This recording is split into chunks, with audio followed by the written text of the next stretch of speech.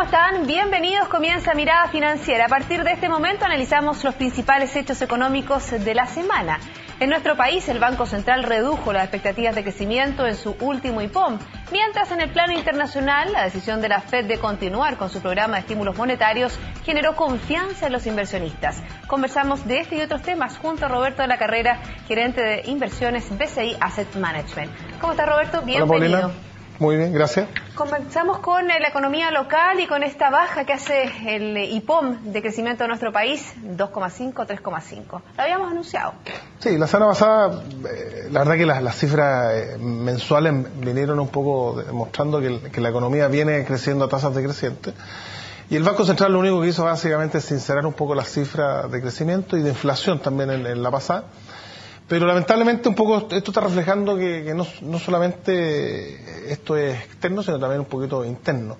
Si vemos las cifras de importaciones de bienes de capital, las cifras de inversión también vienen cayendo sustancialmente, como también las cifras de confianza. El consumo también viene bajando de forma importante, como también la venta de autos nuevos. Por lo tanto, el escenario que estamos viendo es que básicamente, como decimos en jerga financiera, le han puesto un poco el freno a mano a la economía, los empresarios, y en algunos casos yo diría con justa razón, porque en el fondo mientras no esté la reforma tributaria resuelta, discutida en el Senado, y mientras no se tengan las cosas claras, obviamente el tomador de inversión, el tomador de decisiones, que es el empresario, que además se embarca en decisiones de inversión de largo plazo, quiere tener todas las cosas sobre la mesa para poder seguir avanzando. Bueno, yo creo que eso es importante lo que tú dices, tener todas las cosas sobre la mesa para seguir avanzando, para tomar los riesgos, porque muchas veces los proyectos conllevan un riesgo y obviamente que necesitaban tener el camino alineado y obviamente totalmente claro. Uno de los elementos que también conocimos la semana es la confianza del consumidor, que viene bajando ya por quinto mes consecutivo, ya cayó a los 50,3 puntos. Si bien todavía estamos en el índice que es favorable, pero ya la perspectiva, como decía Roberto Méndez, es a la baja. Bueno, un poco lo mismo. También ellos están viendo, están sintiendo, están olfateando que la cosa no anda muy bien. Hemos visto también que los subsidios de desempleo, los seguros de desempleo también han empezado a subir. Eso un poco también te refleja un poco lo mismo. Lo importante de esto es que, si bien es cierto, hemos perdido crecimiento, hemos perdido parte importante en la reforma tributaria vía crecimiento este año. Lo importante hoy día se está discutiendo, cosa que no se discutió cuando pasó por la Cámara de Diputados. Y yo creo que las cosas que están viendo están saliendo. Yo te traje aquí un papel que salió el día de hoy, que te muestra un poco cómo de repente podría mandar a contrapié en este tema. España, que viene saliendo de una crisis bastante importante, llegó a tener 10% de déficit en cuenta corriente, un gasto tremendo, ¿cierto? Hoy día tiene un desempleo en torno al 25%, hoy día tiene una cuenta corriente equilibrada y se está esperando que este año crezca en torno al 1% y ya para el 2000 crece 2%. Acaba de anunciar un plan fiscal que lo primero que llamó la atención que el Ministerio de Hacienda en su propuesta dice rebaja fiscal para todos. Ellos poco están haciendo lo contrario nuestro. Claro, podríamos discutir si los niveles son los mismos o no, pero en general a lo que voy es otra cosa.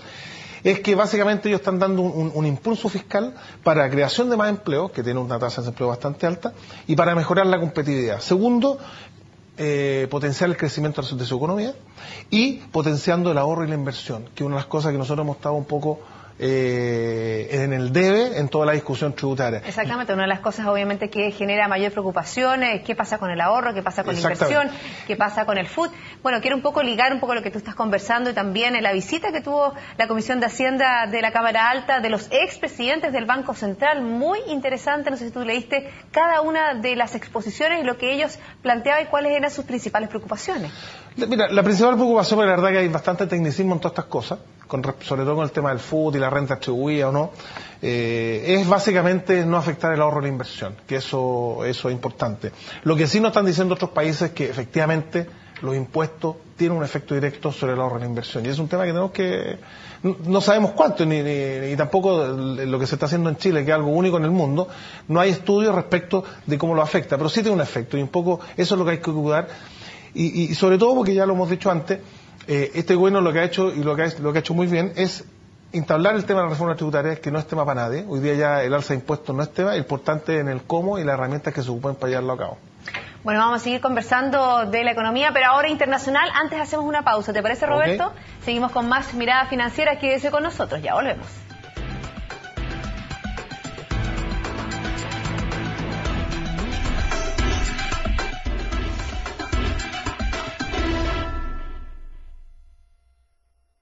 Seguimos aquí en Mirada Financiera conversando, haciendo un análisis de lo que fue la semana aquí en nuestro país y también en el mundo. Seguimos con Roberto de la Carrera, gerente de inversiones de BCI Asset Management. Roberto, fue importante lo que sucedió con materia de la FED.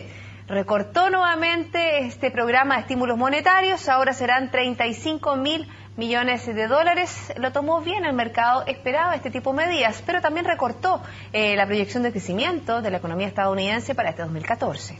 No, por supuesto. Yo creo que en general la noticia es buena, se esperaba por el mercado, porque también se ha venido mostrando en algunas otras cifras de económicas que Estados Unidos va mostrando semanalmente y mensualmente. Va en línea con lo que se esperaba. Es cierto que Estados Unidos tuvo un invierno bastante duro, que obviamente afectó las cifras de crecimiento del año, que es un poco la preocupación que tiene la FED. Y la segunda preocupación de la FED es básicamente la creación de empleo. Si bien la tasa de desempleo está bastante baja, la gente que se ha incorporado al mundo laboral ha disminuido, y eso es un poco lo que también tiene preocupado, y por eso que quiere extender el periodo de tasas bajas, más que extender, mantener hacia finales de 2015, incluso en principio de 2016. Eso provocó un aspecto positivo en las bolsas. Vimos cómo, por ejemplo, los inversionistas tomaron esta decisión de una manera muy apreciativa. Sí, por eso básicamente, porque en el fondo no ha cambiado la trayectoria. Hay que dejar claro que con lo que está haciendo el FED es básicamente dejando de comprar la cantidad de dinero que estaba comprando, no está retirando estímulo, porque no olvidemos que el segundo estímulo, el tercer estímulo monetario de la FED, los famosos quantitative easing número 3, iba a afectar las tasas de interés de largo plazo comprando activos de largo plazo. Los activos todavía los tiene el FED, por lo tanto va a ir retirando el estímulo en la medida que esos activos vayan venciendo, ¿no es cierto?, y le vayan pagando al FED. Hoy día lo que está dejando es de comprar nomás. Por lo tanto, los estímulos, la economía sigue estimulándose. Y por otro lado, también mucha del dinero que la FED ha emitido, el FED ha emitido prácticamente su base monetaria, creció como 5 veces, mucho de ese dinero ha ido a parar a la FED vía depósito, vía encaje de los mismos bancos. Por lo tanto, y es por eso que hoy día no vemos burbujas, no vemos alzas de precios indiscriminadas en ningún sector, y básicamente una economía creciendo bastante moderado. Y el retiro de estímulos monetarios, por ejemplo, esta proyección no le ha pegado tanto a la bolsa estadounidense. Se decía a principios de año que podía bajar. Lo que pasa es que la bolsa estadounidense, a diferencia de otras oportunidades, ha venido subiendo en la medida que las empresas han venido mostrando utilidades. En el pasado siempre veíamos que las bolsas en general anticipaban los ciclos. Hoy día no, hoy día las bolsas muestran utilidades y voy mostrando crecimiento en los índices. Y eso un poco, eso ha sido este año por lo menos, y el año pasado, un crecimiento súper sano. Las empresas en general en Americana tienen una salud pero financiera muy buena, están con un exceso de caja importante. Y obviamente lo que se espera es que estas empresas salgan a reinvertir, salgan a cambiar su equipo, ¿no es cierto? Lo mismo lo hagan las personas, y con eso nos daría un segundo aire en lo que es la economía americana y lo que se está esperando. Y hablando de la economía de la zona euro, también durante esta semana hubo reunión del Comité de Ministros de la zona euro, los ministros de finanzas, donde también estuvo el Fondo Monetario Internacional, y ahí Christine Lagarde hizo como un tirón de orejas a Mario Draghi, presidente del Banco Central, diciendo o recomendándole que hiciera un estímulo monetario más fuerte, más al estilo de Estados Unidos. ¿Qué te parece? Sí, a Europa le falta un estímulo adicional como el americano. El problema, y yo creo que a lo mejor Mario Draghi le interesa hacerlo, lo hizo dentro de las herramientas que él tiene en la última reunión, bajando la tasa de interés, la tasa de interés de los depósitos bajo cero. Pero el problema que tiene el Banco Central Europeo es cómo, si tú inyectas dinero, cómo distribuyes los riesgos. Es el gran problema que tiene el Banco Central Europeo, porque obviamente entre más dinero tú lo hagas compras de instrumentos, ¿quiénes son los riesgos? Los países que están detrás. Y obviamente los países más ricos son los países del norte. Obviamente pueden poner, con el caso de Alemania, pueden poner su grito en el cielo, dependiendo que ellos que al final no quieren una distribución de esos riesgos de esa forma. Yo creo que el gran problema es... Bueno, vamos a ver qué pasa. Vamos a seguir analizando, por supuesto, todo lo que es la coyuntura internacional. Muchas gracias, Roberto, por haberme acompañado el día de hoy. Gracias a ustedes. Hacemos una pausa, ya regresamos con dos. El turismo será uno de los factores claves para impulsar el crecimiento económico del país. Conscientes de este desafío, el gobierno destinará $100 millones al Fondo Nacional de Desarrollo Turístico Sustentable para incentivar la inversión en infraestructura y desarrollo de oferta de actividades y nuevos destinos. El anuncio fue realizado en el primer foro de liderazgo del turismo, que contó con la presencia de las máximas autoridades públicas y privadas del turismo nacional y mundial. De los detalles de este encuentro conversamos con la subsecretaria de Turismo, Javiera Montes, y el director para las Américas de la Organización Mundial del Turismo, Carlos Bogerer. ¿Cómo están? Bienvenidos a ambos. Muchas gracias, Paulina. Partimos con las damas, Carlos, ¿le parece? ¿Cómo no? Partimos con Javiera y los desafíos que tiene este nuevo gobierno. Sabemos que en la agenda de competitividad y crecimiento hay un esfuerzo importante para el turismo. Efectivamente, esta agenda, que tiene una gran cantidad de medidas, de manera global prioriza el sector turismo y también tiene temas específicos con la creación de este Plan Nacional de Desarrollo de Turismo Sustentable, que baja a través de un Fondo Nacional de Desarrollo Turístico. ¿Y qué es lo que busca? Superar ciertas brechas de competitividad que tiene el sector en los ámbitos de la promoción, la calidad, el capital humano, infraestructura y promoción, por supuesto. Carlos, ¿y cuál es la labor de la Organización Mundial de Turismo en apoyar las iniciativas que están haciendo los distintos gobiernos para hacer que el turismo sea realmente un polo de desarrollo en cada país? La Organización Mundial de Turismo, como agencia especializada del sistema de Naciones Unidas, tiene un objetivo principal, y es apoyar a los gobiernos que forman parte de la organización a que este desarrollo se produzca. Aportarles experiencias comparativas de otros países, intentar detectar las tendencias de carácter general que se están produciendo y, consecuentemente, intentar apoyar sus iniciativas ilustrándolas con ese tipo de experiencias. Hablemos sobre las iniciativas que va a desarrollar y que está desarrollando el gobierno. Comentábamos en este foro sobre los ejes que tiene la administración para lograr que zonas silvestres sean sustentables, para lograr una nueva ley del turismo, para lograr una mejor calidad. ¿Cómo lo van a hacer? ¿Cuáles son los plazos? ¿Cuáles son los montos estimados? A ver, primero que nada, la creación de potenciar infraestructura pública en áreas silvestres protegidas, que es lo que se busca poner en valor y transformar realmente en un producto turístico las reservas naturales, los parques naturales de nuestro país, que son una gran cantidad y que son de una alta demanda a nivel internacional. Los turistas declaran al venir a Chile que vienen por la naturaleza. Y lo que tenemos que hacer ahora es ofrecerle una mejor infraestructura y equipamiento para que puedan realmente vivir la experiencia en nuestros parques nacionales, donde se concentra la mayor cantidad de biodiversidad de nuestro país. Por otro lado, bueno, también anunciábamos hoy día, hay una gran cantidad, o sea, se comunicaba hoy día una gran cantidad de proyectos vinculados al turismo. No solamente está en la agenda de productividad, que en todas sus líneas tiene alguna bajada hacia el sector turismo, sino que también están los planes de zonas extremas que la presidenta ha lanzado el fin de semana y los primeros días de esta semana en las regiones de Arica, Aysén y Magallanes. Y en eso, dentro de estos planes, hay distintos ejes de desarrollo, y el turismo es uno de los ejes más relevantes, donde se pretende trabajar en potenciar infraestructura pública, conectividad austral, el desarrollo del borde costero en Arica, y lo que busca es de esta forma potenciar la actividad turística y seguir creciendo en esta industria.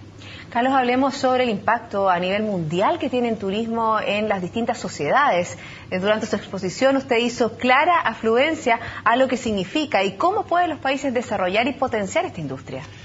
Significa mucho desde el punto de vista de impacto económico, en la creación de empleos, en la contribución al Producto Interior Bruto, en la balanza de pagos como un factor de exportación. Pero, por otro lado, también significa mucho desde el punto de vista social, desde el punto de vista de convertir a las personas que viajan y que interactúan con los residentes de los destinos en personas que adquieren unos conocimientos y un intercambio cultural que ayuda a mejorar mucho esa relación humana, que también es muy conveniente en este mundo un tanto turbulento en el que vivimos. Entonces creo que es muy bueno que midamos los impactos económicos, que son reales, que esos impactos económicos contribuyan a mejorar las condiciones de vida de las comunidades receptoras, si no el turismo no debería desarrollarse, pero no dejando de prestar también atención a los factores de carácter social y de lo que nos puede ayudar a preservar esos valores naturales y culturales.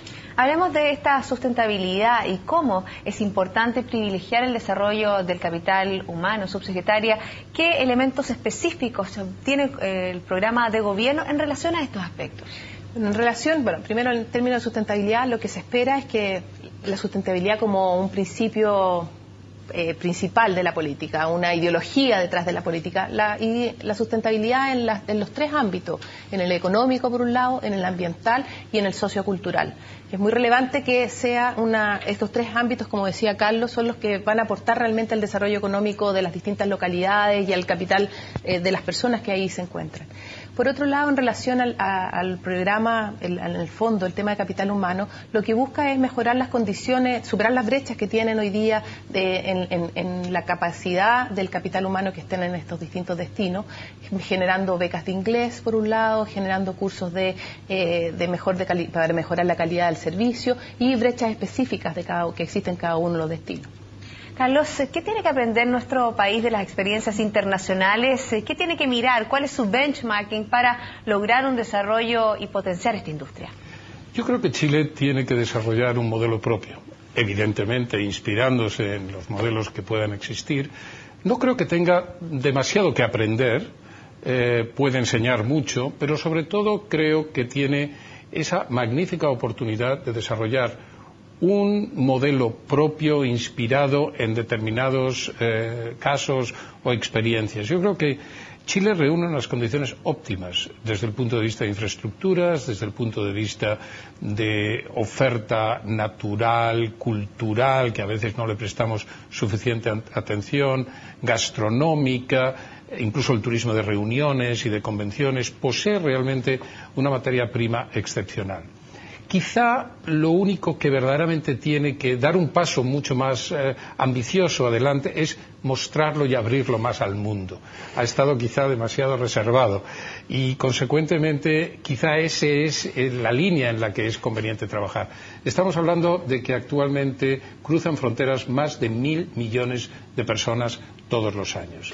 Y vamos a experimentar en los próximos 20 años unos crecimientos por encima del 3% a nivel mundial. Pero en Sudamérica, en general, el crecimiento va a estar por encima de la media mundial. Esa es la oportunidad que Chile tiene que aprovechar. ¿Cómo hacemos más marketing, subsecretaria, de nuestro país? ¿Y por qué es tan importante lograr esta asociatividad público y privada? Bueno, específicamente el tema, en el fondo, hay recursos adicionales para promoción de nuestro país, de las distintas regiones, los distintos destinos de nuestro país. ¿Cuál es la idea? Apostar con estos recursos adicionales en los mercados que nos pueden dar mayor rentabilidad en estos 4 años. Eso es lo que buscamos, potenciar.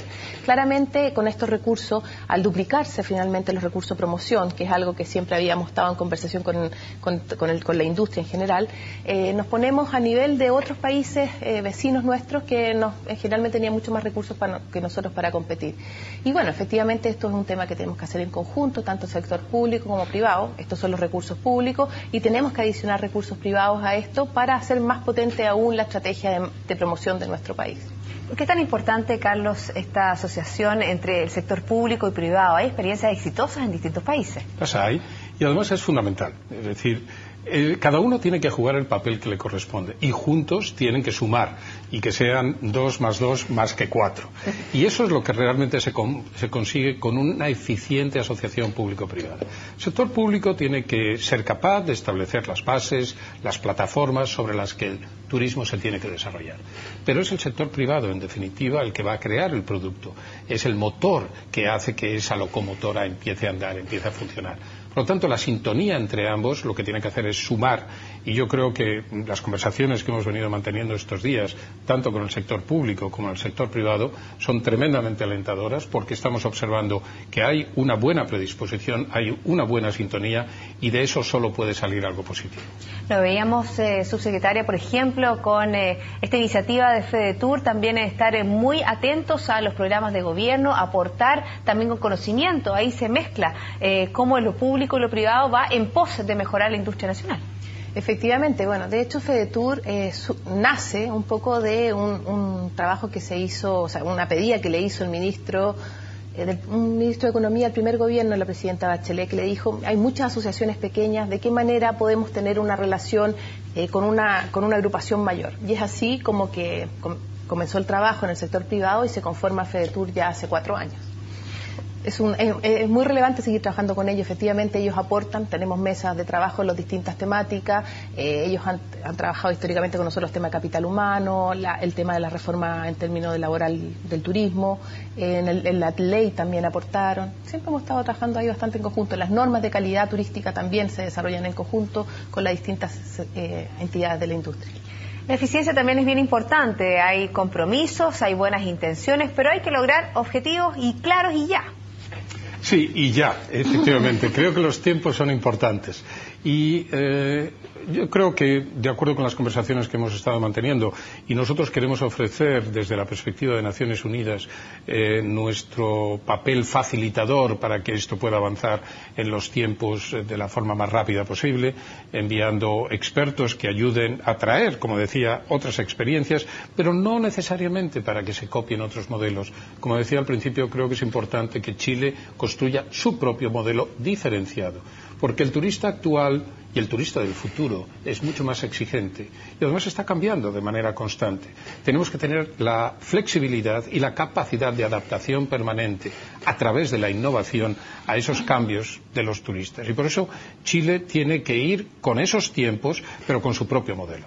Hay una serie de exigencias de la industria, por ejemplo, la adaptabilidad, los horarios. Yo sé que son leyes que ya se están tramitando a nivel del Congreso, la nueva ley del turismo. Subsecretario, cuéntanos un poco cómo van, cuál es el esquema, cuándo sale humo blanco en esos aspectos. Bien, bueno, la ley que tiene que ver la adaptabilidad laboral, esa ley ya pasó por ya pasó por la Comisión de Economía del Senado, ahora entra en la Comisión de Trabajo y el Senado y está avanzando. Esa ley ya lleva más de un año, está avanzando bastante bien y efectivamente habla sobre la flexibilidad, o sea, más bien adaptabilidad en términos de los días domingos, que son irrenunciables, genera un acuerdo en relación a el tema del corte de la jornada y el tema de los feriados irrenunciables. Acota para el turismo, dado que finalmente en este feriado irrenunciable todos queremos ir a comer en un restaurante, todos queremos ir a consumir alguna actividad que tiene que ver con el turismo y están cerrados porque eran irrenunciables para todos. Efectivamente en este proyecto eso se presenta. Y el tema de la ley, que es una modificación a la ley de turismo que fue promulgada en el 2010, ya después de 4 años de estar en ejercicio, hay que hacer mejoras, hay que ajustar aún más los roles que tiene cada una de las instituciones del sector público, porque se creó el Ministerio de Turismo, el Comité de Ministros, la Subsecretaría y el Servicio, y ahora hay que acotar más bien los roles, hay que definir también el tema de las zonas de interés turístico y en el tema de la promoción. Son las distintas, pero es adaptar, o sea, es mejorar lo que ya estaba, y eso estamos trabajando en las indicaciones, un proyecto que fue presentado en noviembre del año pasado, nos estamos haciendo algunas indicaciones y esperamos lo antes posible poder reingresarlo. Bueno, tenemos un desafío por delante, lo que significa la industria turística y cómo nos promovemos como un país con excepcionales lugares para visitar. Javiera, 1.000.000 de gracias. Carlos, 1.000.000 de gracias por haberme acompañado en el día de hoy.